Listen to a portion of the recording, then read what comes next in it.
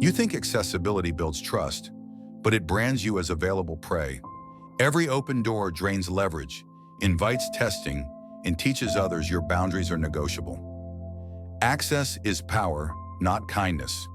You were trained to confuse accessibility with virtue, to believe that being reachable makes you respectable, dependable, human. That belief did not come from wisdom.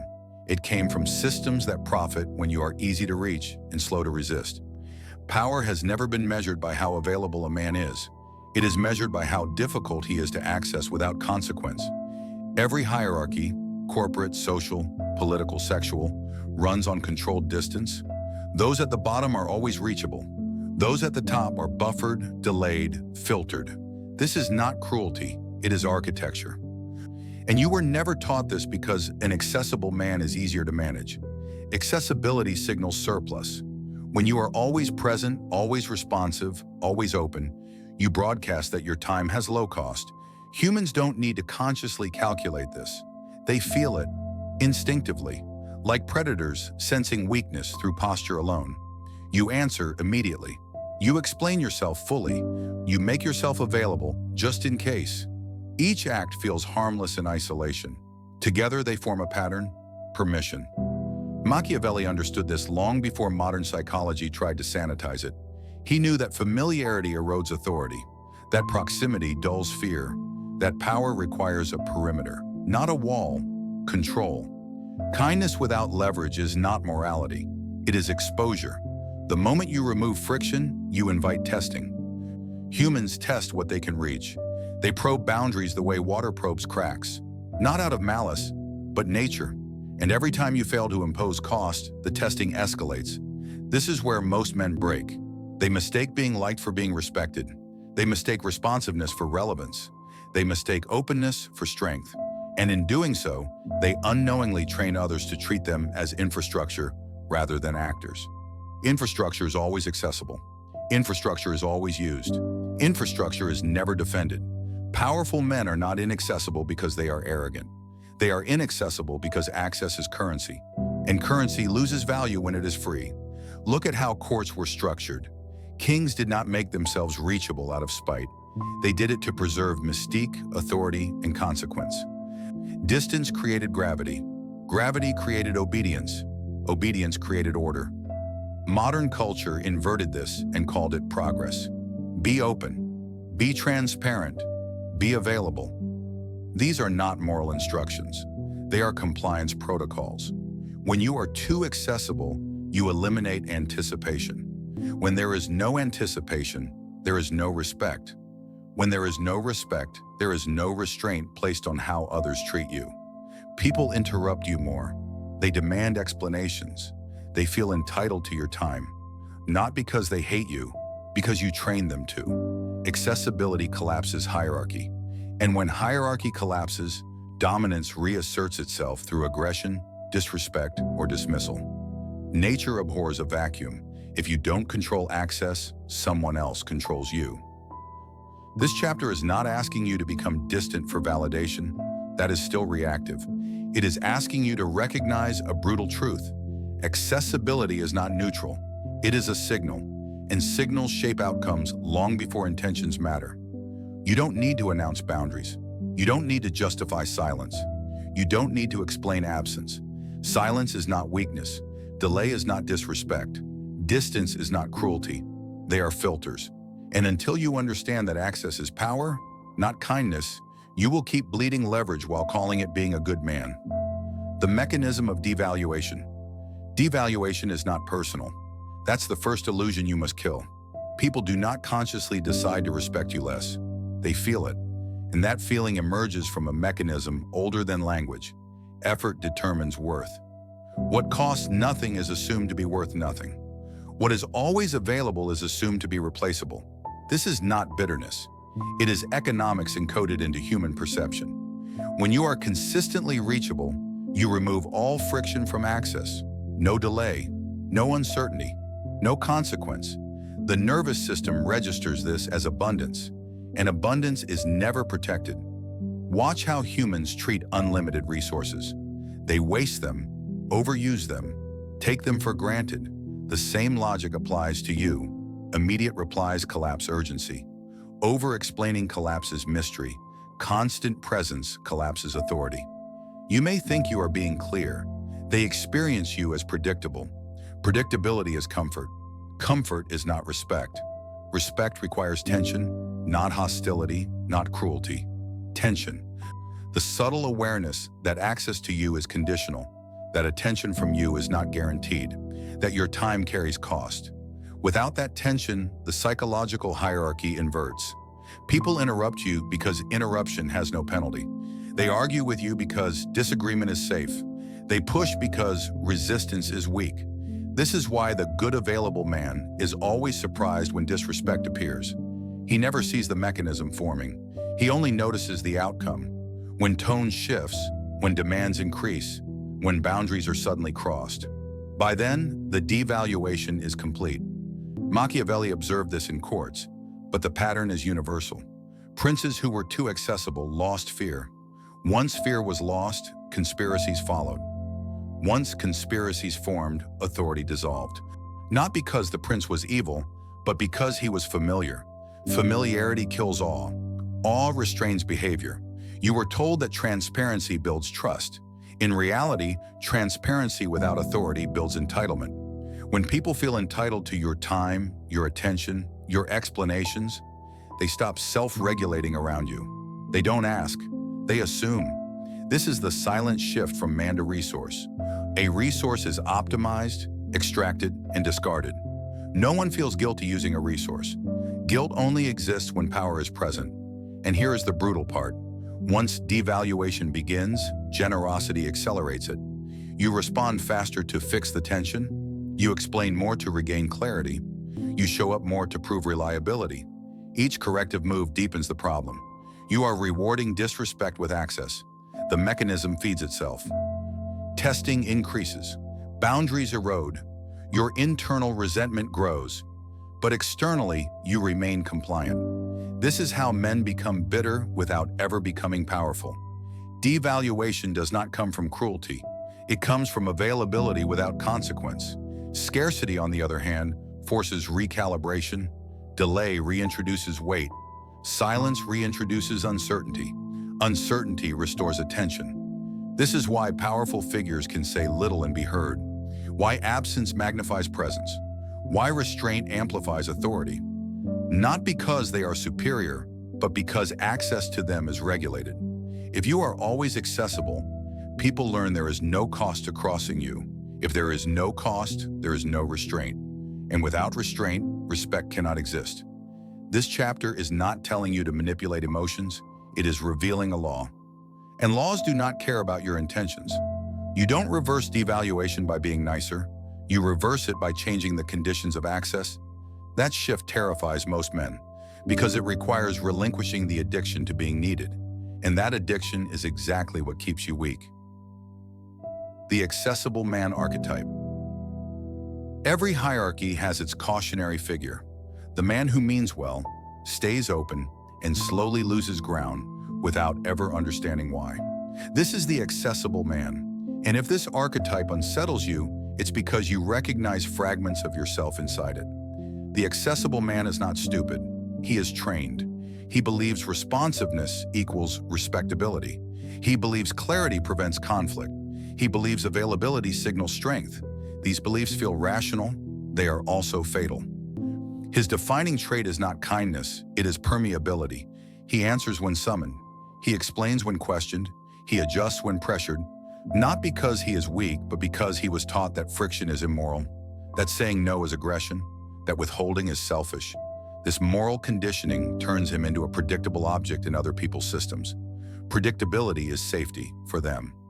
The accessible man over-communicates. He fills silence because silence makes him uneasy. He clarifies motives because he fears misinterpretation. He offers context because he believes understanding will protect him. It never does. Instead, others learn they can extract information, time, and emotional labor on demand. They learn he will justify himself rather than withdraw. They learn he will negotiate rather than enforce. This archetype invites testing. A late reply becomes an expectation. A boundary exception becomes a precedent. A favor becomes an obligation. Each test passes without resistance. Each pass lowers his rank. Notice how this man is treated in groups. He is consulted, not followed. Used, not deferred to. His presence stabilizes others, but never elevates him. He becomes infrastructure, valuable, but invisible. And invisibility is not safety. It is disposability. Machiavelli would have recognized him instantly. In courts, this man was the advisor who knew everything but commanded nothing. The official everyone spoke to, yet no one feared.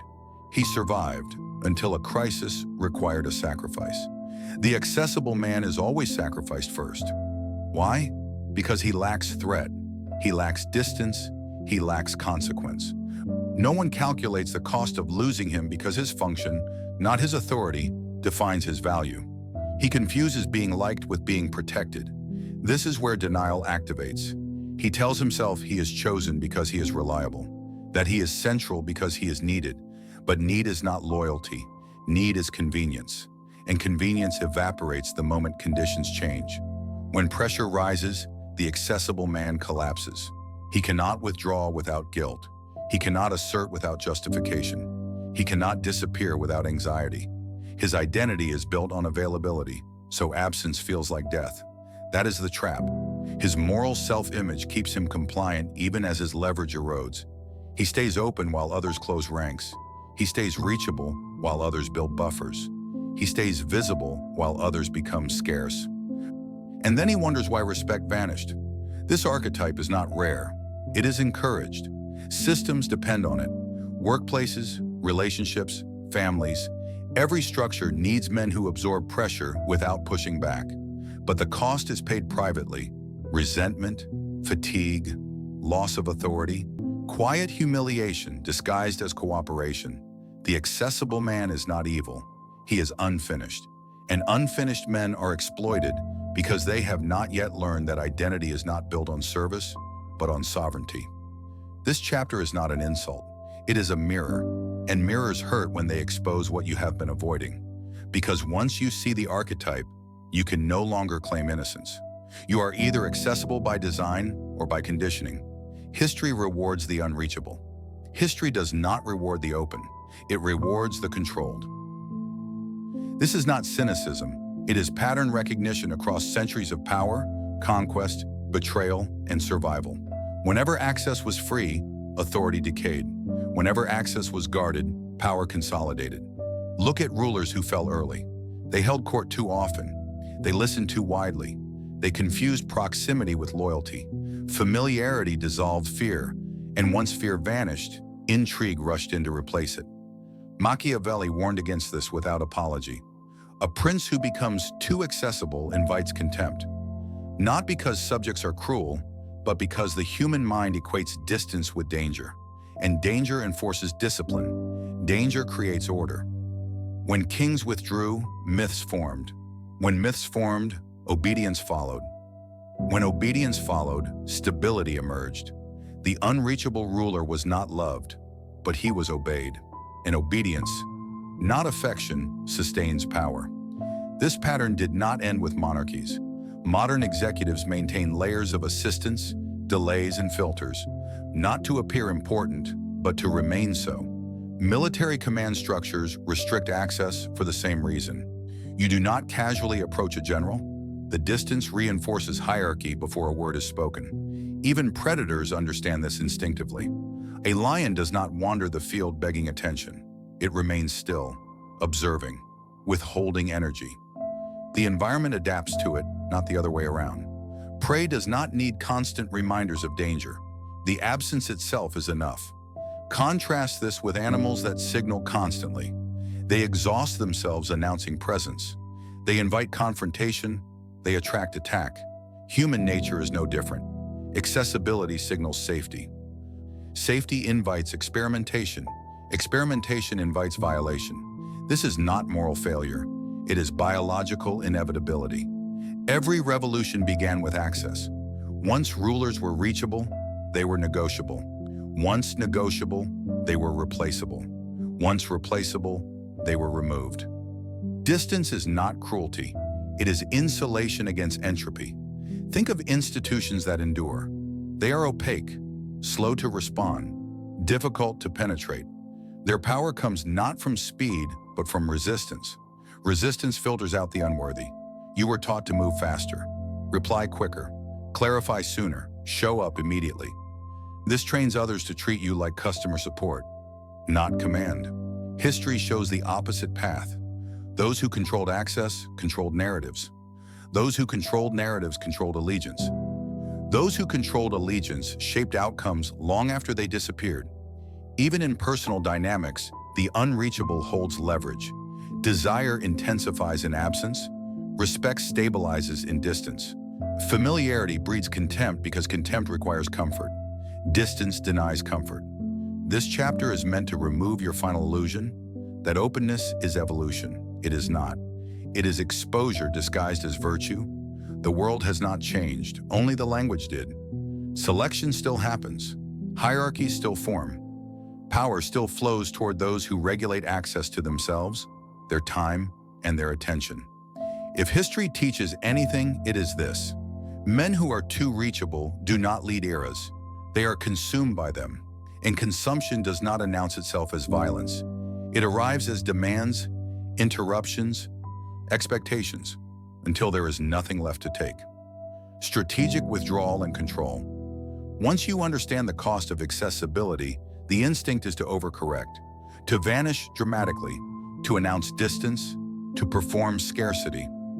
That impulse betrays the same weakness as overavailability, reactivity. Power does not announce change, it changes conditions. Strategic withdrawal is not disappearance, it is recalibration. You are not becoming distant to provoke emotion, you are restoring a symmetry. And a symmetry is where leverage lives. The first shift is internal. You stop treating response as obligation.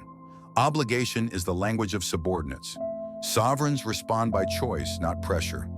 Delay becomes your primary instrument. Not random delay, deliberate delay. Long enough to introduce uncertainty, short enough to remain intentional. Delay forces others to self-regulate. They begin to filter their requests. They hesitate. They prioritize. You have not said no. You have simply made access non-instant. Silence is the second instrument. Silence is not punishment, it is a vacuum. And vacuums reveal intent. Those who respect you will adjust. Those who seek extraction will escalate. This distinction is priceless. When you respond, you reduce content. Fewer words, fewer explanations, fewer emotional justifications. Information is currency. Stop spending it on those who have not earned it. Explanation is a concession of authority. If you must explain, you are already beneath the interaction. Power acts, it does not narrate itself. Next comes refusal. Quiet, unapologetic, clean. Not I can't because, not I wish I could, but simply no availability, no access, no window. Refusal tests your own identity before it tests others. The discomfort you feel is withdrawal from approval addiction. Most men fail here and relapse into accessibility to relieve internal tension. Hold it. You will notice a shift. People become more precise, more respectful, or they disappear. Both outcomes are wins. Precision increases efficiency. Disappearance removes parasites. You are not responsible for how others adapt. You are responsible for maintaining perimeter. Strategic withdrawal also requires unpredictability. Fixed patterns invite exploitation. If you always delay 2 hours, that becomes the new instant. Vary response times. Vary engagement levels. Variability restores attention. This is not manipulation, it is counter-conditioning. You were trained to be predictable so you could be used. You are now retraining the environment to treat you as conditional. Most importantly, stop filling gaps. If there is silence, let it stand. If there is misunderstanding, let it breathe. If there is discomfort, let it mature. Resolution is not always your job. Often it is a trap. Controlled access forces others to carry their own weight. This chapter is where weak men turn back, because strategic withdrawal feels like loss before it feels like power. But leverage always feels lonely at first. It removes you from the crowd. That is the point. Power is not a group experience.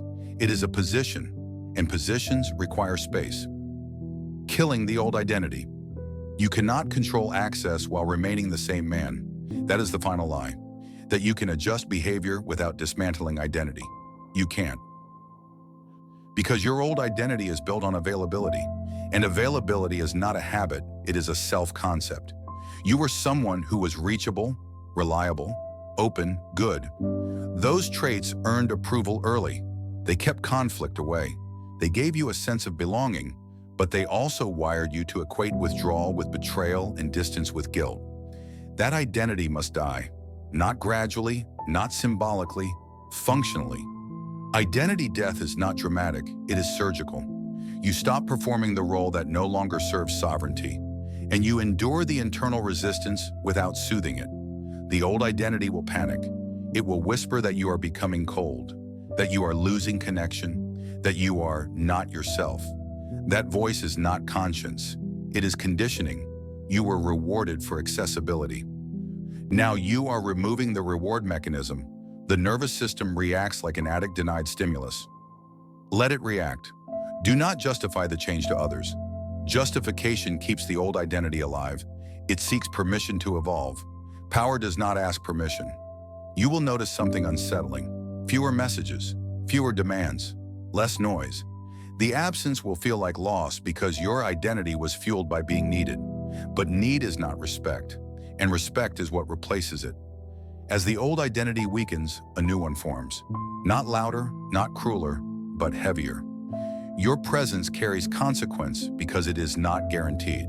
Your words land because they are not frequent. Your attention has gravity because it is scarce. This is identity replacement. You are no longer the man people lean on. You are the man people approach carefully. This shift is irreversible. Once you experience the stability of controlled access, you cannot return to constant availability without contempt, both from others and from yourself. That is the final cost of growth. You outgrow your former self and lose the ability to respect who you were. Machiavelli never spoke of comfort and transformation. He spoke of necessity, of survival, of ruling self before ruling others. The accessible man survives by pleasing. The sovereign man survives by selection. You are not becoming ruthless. You are becoming precise, and precision requires removal. The old identity was porous. The new one has perimeter. There is nothing left to negotiate. Final warning. Selection is already happening. Selection does not wait for your consent. It is not a future event. It is not dramatic. It is not announced. It is happening quietly, continuously, while you decide whether to remain accessible or become sovereign. Every environment is selecting. Men who control access rise. Men who offer it freely are sorted downward. This sorting is subtle. It looks like tone shifts, reduced deference, increased demands. It looks like being included but not consulted, needed but not protected, visible but not valued.